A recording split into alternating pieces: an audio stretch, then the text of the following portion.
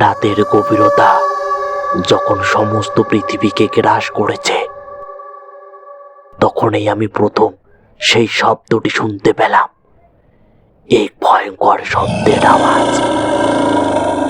অন্ধকার আরো ঘন হয়ে আসছিল, চারপাশে কুয়াশার আস্তরণ যেন অশরীরী ছায়ার মতো ডেকে ফেলেছে পথঘাট।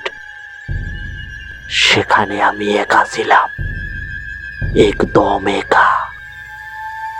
তবে এই নির্জন পথটি আমার পরিচিত, তবুও আজ যেন সব অচেনা লাগছে।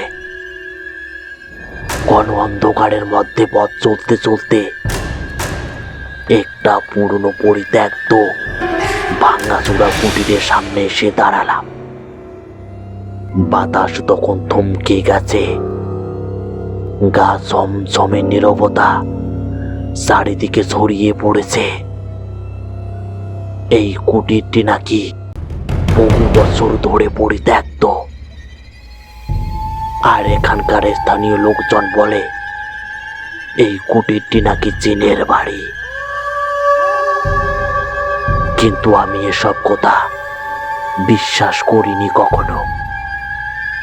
আজও মনে করছিলাম হয়তো সব গুজব।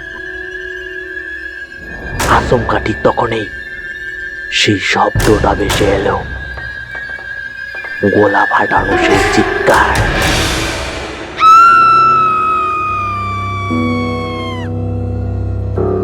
একটা অদ্ভুত হাহাকার ভেসে এলো বাতাসে, যেন কেউ আমাকে ডেকে বলছে, ভেতরে এসো, ভেতরে এসো।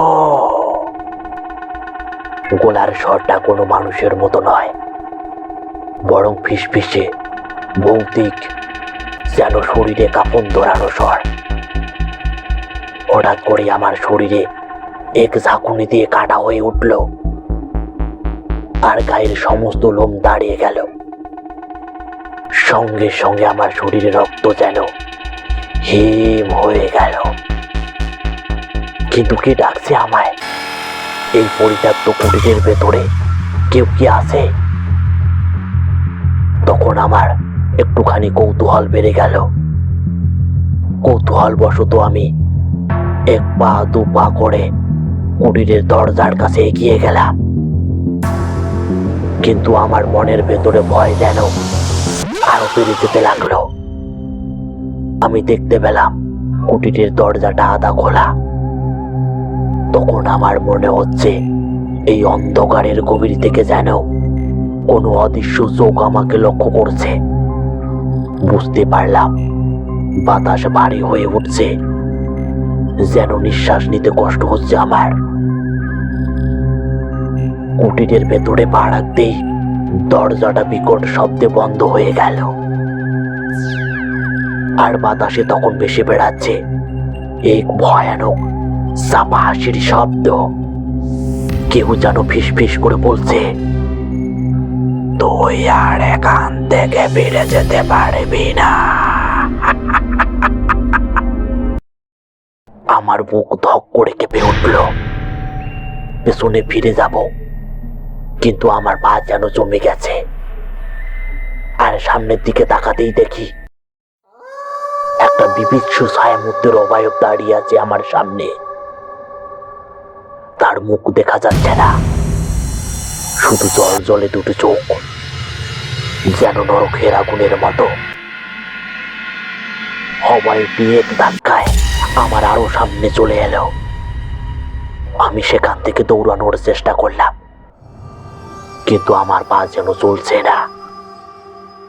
আমি অনুভব করতে পারলাম কারো ঠান্ডা হাত যেন আমার পায়ের উপর শক্ত করে চেপে ধরেছে।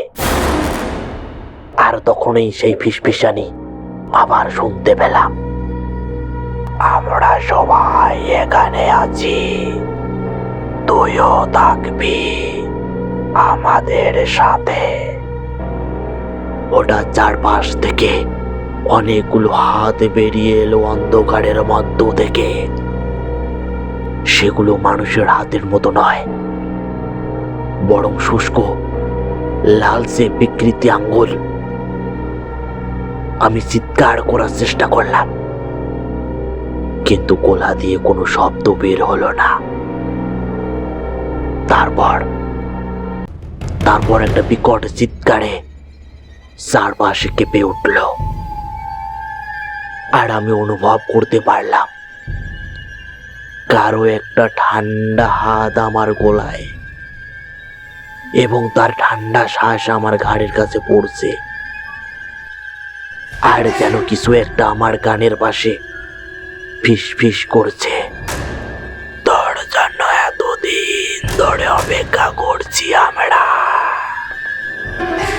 আর আমার সমস্ত শরীরে যেন আস্তে আস্তে অবশ ও নিস্তেজ হয়ে যাচ্ছে, হৃদয়ে স্পন্দন কমে যাচ্ছে, আর চোখ দুটো যেন আস্তে আস্তে বন্ধ হয়ে যাচ্ছে, যেন অন্ধকার আমাকে গ্রাস করে নিল।